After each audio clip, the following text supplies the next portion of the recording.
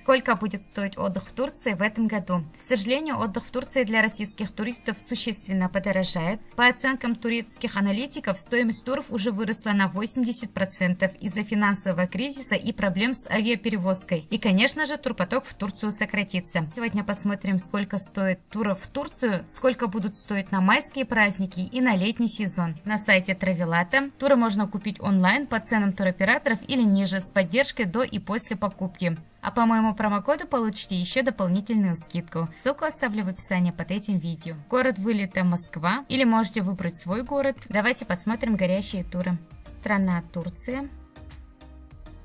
Сначала посмотрим майские праздники.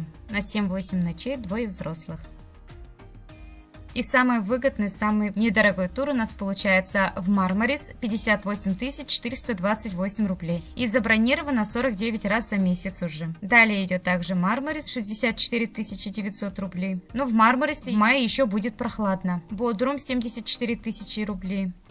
Есть также фильтры, можете указать линию пляжа, класс отеля, питание, ультра все включено без алкоголя, завтрак, обед, ну и так далее. Удобство, например, чтобы было близко к центру, отдых с детьми, кондиционер, интернет, тип пляжа. Можно искать по оценкам, водные развлечения, открытый бассейн, бассейн с подогревом, водные горки, аквапарк и туроператора. Примерно такие цены на майские праздники. Давайте посмотрим на июнь.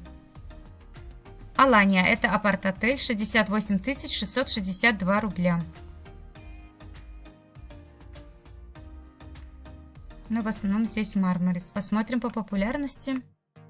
Алания, Клеопатра, это центр, 78 767 рублей. Забронировано 90 раз за месяц. Далее идет Сиде, 142 000. Клеопатра, 88 000. Анталия, 91 000. Сиде, 144 695. Это 5-звездочный отель. Арнор Делюкс. Давайте посмотрим. Питание ультра все включено. Если у вас появятся вопросы, можете написать мне в комментарии, либо менеджерам в чат. Работают они круглосуточно, без выходных. Подписывайтесь на канал. До скорой встречи. Пока.